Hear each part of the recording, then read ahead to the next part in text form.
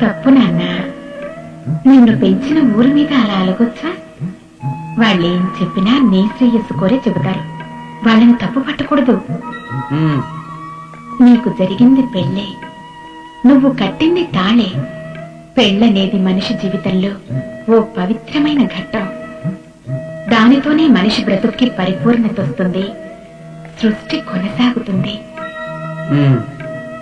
అమ్మ మీద కోపం పెళ్లి మీద చూపించొచ్చా? అయినా అమ్మ ఎక్కడికి వెళ్ళిందని నేనేగా మీ అమ్మని. అమ్మా!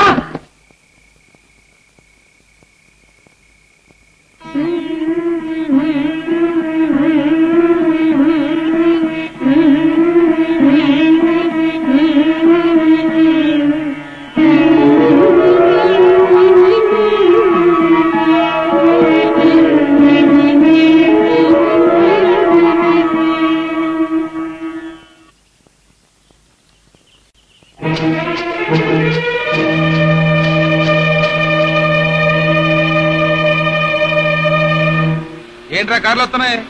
ఎవరాళ్ళు? ఎందుకు వస్తున్నారా?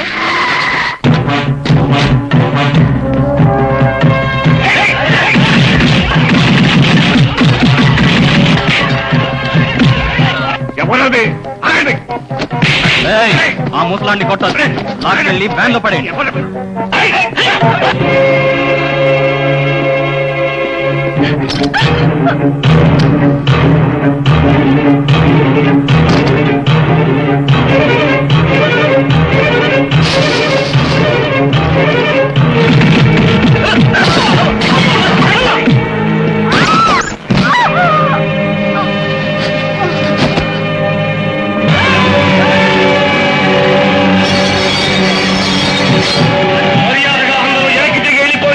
లేకపోతే మీ పుచ్చలు ఎగిరిపోతాయి. ఎవరు పుచ్చలు ఎగిరిపోతాయో చూసుకున్నారా?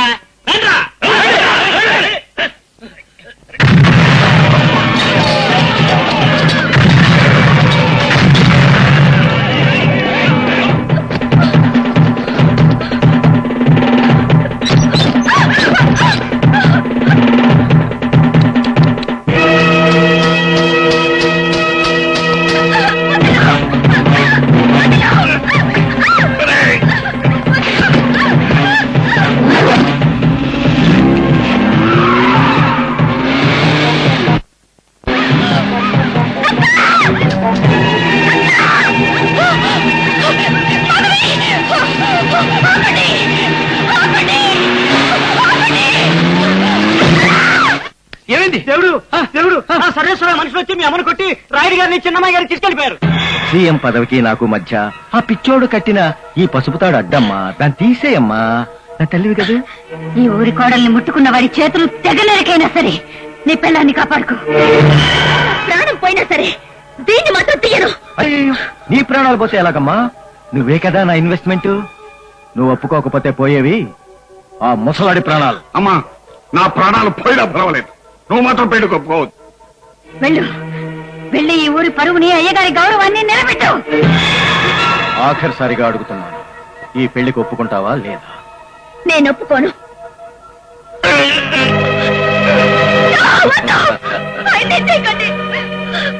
నేను పెళ్లికి ఒప్పుకుంటాను.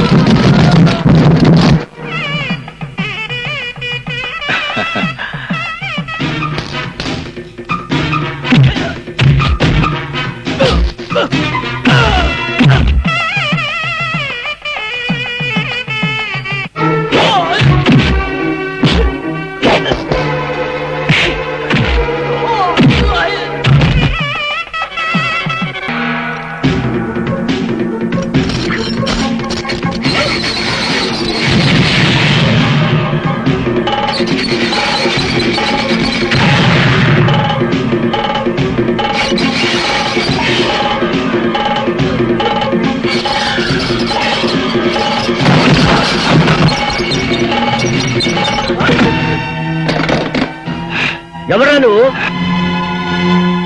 దేవుడు. అసలు ఏమిటి గొడవ? ఎందుకు వచ్చావు ఇక్కడికి? నా పెళ్ళాన్ని తీసుకెళ్ళడానికి. పిచ్చి పిచ్చిగా వాగా ఉంటే ప్రాణాలు తెస్తాను. ఎవరా నీ పెళ్ళాం? నేనే. ఏంట్రా చూస్తూ నిలబడ్డారు? ఇప్పుడు చేయండి, బయటికి చేయండి.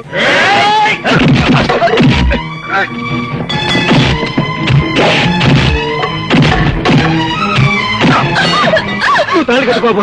పంతులు రావయ్యా. ఆగు. ఏమయ్యా, నీ కూతుర్ని ఎవడో కిడ్నాప్ చేశాడని నాతో అబద్ధం చెప్పి ఎవన్నో కట్టుకుని కులుకుతున్న దాన్ని తీసుకొచ్చి నా కొడుక్కు కట్టబెట్టాలని చూస్తావా? అయ్యో, వాడి మాటలు పట్టించుకోకండి. వాడు పిచ్చోడు. నీ కూతురు పిచ్చిది కాదుగా? అది కాదు బాబు. ఆగు. నాతో పాలిటిక్స్ ఆడకు, ఫ్యూచర్ ఉండదు. రారా.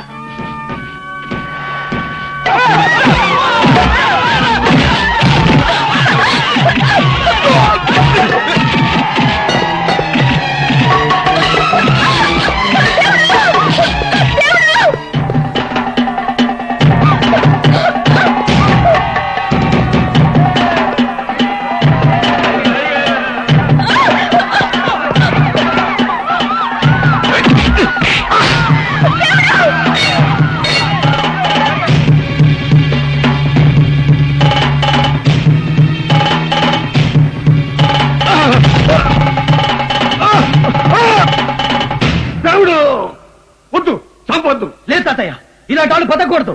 దేవుడు నా మాట విని కత్తి కింద పడాయి.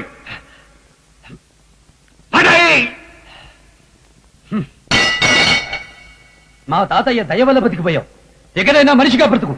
చూ.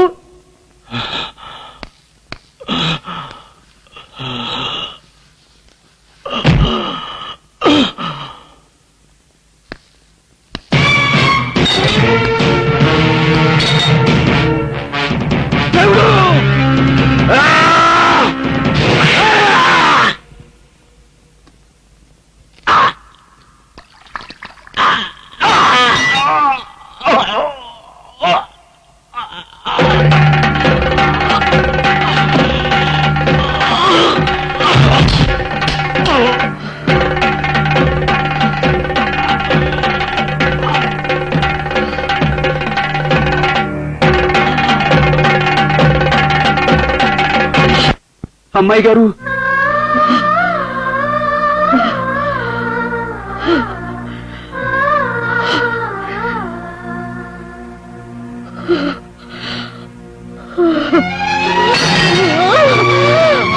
అమ్మాయి గారు,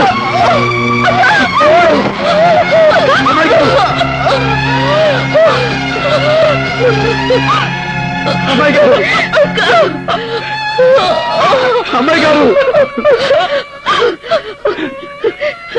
అమ్మాయి గారు. బాధపడకు దేవుడా. ఇంతకాలం నేను ఎవ్వరూ లేని అనాథగా బతికాను. ఇప్పుడు నీలాంటి ఉత్తముడికి భారీగా పసుపు కుంకాలతో పుణ్య స్త్రీగా పోతున్నాను. ఈ జన్మకది చాలు. అమ్మాయి గారు,